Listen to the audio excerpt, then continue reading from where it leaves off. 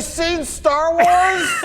So this really surprised me. Marcia Lucas, if you guys do not know, is George Lucas' first wife. They dated, I think they started dating in college. They were married for about 10 to 15 years, and they divorced right at the end of production, or I think the release of Return of the Jedi, which came out in 1983.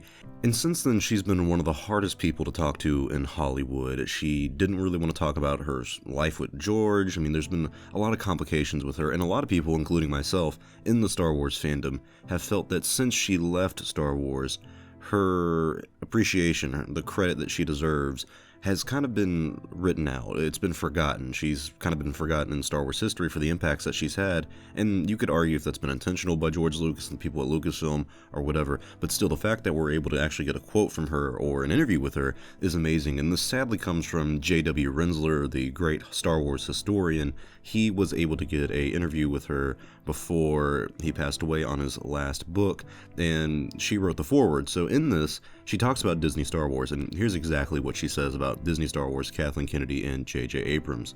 She says, and I quote, "I like Kathleen. I've always liked her," says Marcia Lucas. "She was full of beans, she was really smart and really bright, really wonderful woman, and I liked her husband Frank Marshall.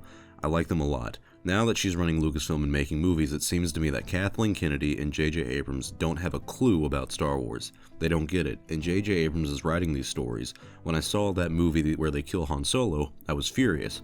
I was furious when they killed Han Solo. Absolutely positively there was no rhyme or reason to it. I thought, you don't get the Jedi story. You don't get the magic of Star Wars. You're getting rid of Han Solo."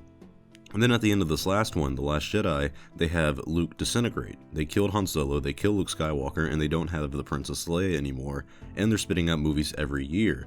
And they think it's important to appeal to a woman audience, so now their main character is this female who's supposed to have Jedi powers, but we don't know how she got Jedi powers, or who she is. It sucks. The storylines are terrible, just terrible, awful. You can quote me, J.J. Abrams, Kathy Kennedy, talk to me. I don't know what to say. That's brutal.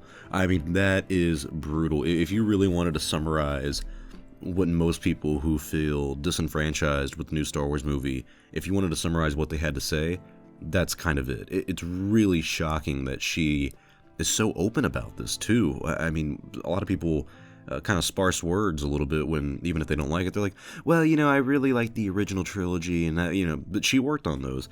It's shocking that she not only didn't hold back, but really reiterated what a lot of people were feeling about these movies. And to me, that sends a sign that this clearly has not resonated with people as it should have, that the sequel trilogy was not received in the way that a lot of us wanted it to. Now, to be fair, a lot of people are going to be like, oh, well, it's just proof that all the other Star Wars movies are absolutely better than the sequels. She does not like the prequels either. She said that in this interview, she saw The Phantom Menace, she got a preview of it at ILM before it came out, and that it was so bad that she went to the car in the parking lot, closed her door, and just broke down and cried. She cried. She's like, it's bad. It's really bad. And so it does seem like a weird situation where, she's left Star Wars, and since she's departed from Star Wars, a lot has changed, and pretty much every Star Wars movie after her departure has not been received well, including Return of the Jedi. People don't forget, Return of the Jedi was received very well, but it was received worse than the other two movies before it, even at the time of 1983. So the fact that Marcia, George's ex, is coming out and just shitting so hard on Disney and Kathleen Kennedy and J.J. Abrams, and largely blaming these two, it's sad. I feel really bad for her perspective on this, because you got to think, she helped build this franchise and she sees it boil down to something that she really doesn't like. But I also feel bad for Kathleen Kennedy and J.J. Abrams, because I really don't feel like it's entirely their fault. I feel like someone like J.J. Abrams holds more of the blame than Kathleen Kennedy. But someone like them, they were really just told, hey, you have 2 to 3 years to make a new trilogy. It's a very short time. I really do feel like Disney dropped the ball on the production aspect of these sequel movies, but even with Han Solo's death, I don't know if I entirely agree with her that they shouldn't have killed Han. They've been talking about killing Han since Empire Strikes Back. But with that said, I do agree with the aspect of there was no rhyme or reason to it. I mean, when Han Solo died in The Force Awakens, it was one of the most predictable deaths of all time, and I had it spoiled before going to see the movie, but even I think subconsciously I knew that was going to happen. But even going into the movie, even when you watch the movie, it feels like Han is going to die at the end.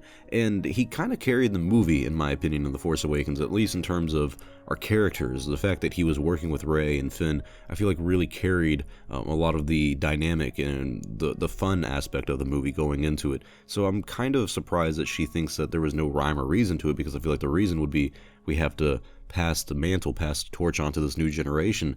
But the way they pulled it off, yeah, it wasn't impactful like when we lost Ben Kenobi in A New Hope. And the aspect of killing Han in the first movie, Luke in the second, Leia in the third, it really took away from the new characters. It really took away from the focus on those new characters and made it about the original trilogy characters, but yet you're also killing them off.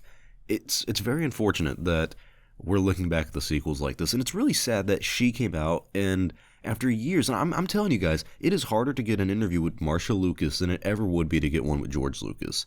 One of the hardest people to ever talk to in the history of filmmaking, mainly when it comes to a community like us, like Star Wars, which has a lot of secrecy and a lot of history that's kind of been forgotten because of these kind of situations. The fact that she's come out and instantly was like, Kathleen Kennedy, J.J. Abrams, this was awful. This was absolutely awful. Wow. What a woman. I mean, what a woman. Good for her. Good for Marcia Lucas. I'm impressed and kind of shocked that she has said all of this, and I'm really curious what more she would have to say if people actually got to sit down and talk to her a little bit more. I agree with the aspect that it feels like the new movies, they didn't really get Star Wars the way the original trilogy got them.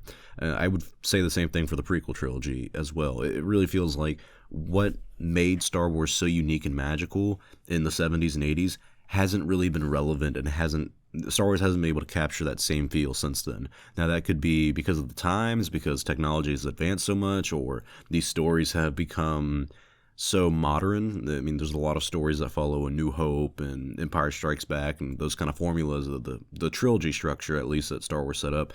Maybe that's the reason the magic hasn't been captured since, but something like The Mandalorian, I think, has come as close as we possibly can get, and I would really like to hear her opinion on The Mandalorian as well now, because I think that's something to give Kathleen Kennedy praise, but also someone like Jon Favreau or Dave Filoni, the guys who worked on that.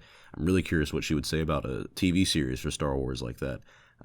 I'll talk more about her later this week when we break down more of what she said. She also talked about George and the credit that she feels like she did or did not get in the Star Wars universe and the Star Wars history, but yeah, this was shocking. She came out in full frontal, said Disney sucks, pretty much. She does not like the new Star Wars movies, and that's sad, but it's also reassuring for a lot of Star Wars fans like myself who didn't like the new films either, and we can look and say, all right, well, this person who was also there during the creation of Star Wars, who was the wife of the man who made the franchise, also feels like these new stories are terrible and awful. Does that mean that they're terrible and awful? No, but that does mean that we are not alone in feeling like this was a departure from what made Star Wars Star Wars. But tell me your thoughts in the comment section below. What do you guys think about Marcia Lucas, ex-wife of George Lucas, coming out and saying that the new Star Wars movies were awful? I think this interview was done before The Rise of Skywalker came out. That's why she didn't mention it. She only mentioned The Last Jedi and Force Awakens, but still, I don't think she'd have a lot to say about that movie either. But tell me your thoughts in the comment section below. Thank you all for watching. I'm Star Wars Only. I will see you all next time, and may the Force be with you always.